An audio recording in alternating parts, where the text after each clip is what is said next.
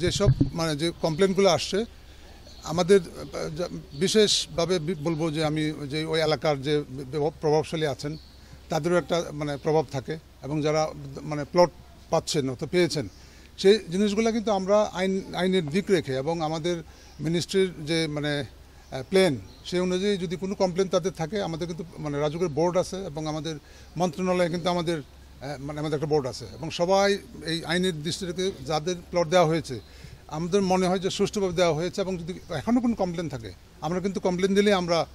মানে সেগুলা মানে দেখি এবং সেই অনুযায়ী পদক্ষেপ গ্রহণ করি এবং এখনও কিন্তু কয়েকটা দরখাস্ত আমাদের কাছে আসছে যে অনেক জটিলতা আছে তো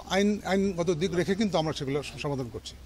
শতভাগ চেষ্টা করব যে ঢাকা শহরের যে সমস্যাগুলো আছে যে প্রশ্ন আমাকে করলেন যে সুষ্ঠু এবং পরিবেশ রক্ষা করে এই পরিকল্পিত নগরী কীভাবে করা যায় আমরা একটা প্ল্যানও করেছি যে রাজ্যকের যে দায়িত্ব এবং যে কাজ করতে হবে ঢাকা শহরকে নিয়ে সেই পরিকল্পনা করা হয়েছিল অনেক আগে 1956 করা হয়েছিল তো সেভাবে রাজুক তাদের দায়িত্ব পালন করে আসছে এবং সময়ের সাথে তাল মিলিয়ে আমরা নতুন একটা প্ল্যান করছি ঢাকা শহরকে আমরা 8টা জোনে ভাগ করব এবং আমাদের রাজুকের যে কন্ট্রোল বিশেষ করে আমাদের ঢাকা শহরের যে আউটার যে এলাকাগুলো আছে ওইদিকেই আমাদের পরিকল্পনা মতামত যাচ্ছে না তো সেই এলাকায় আমাদের 8টা জোনে ভাগ করে আমাদের অফিসারদের ডিস্ট্রিবিউট করব প্ল্যান করব এবং রাজ্যকে যেসব ইমারত বর্তমানে হচ্ছে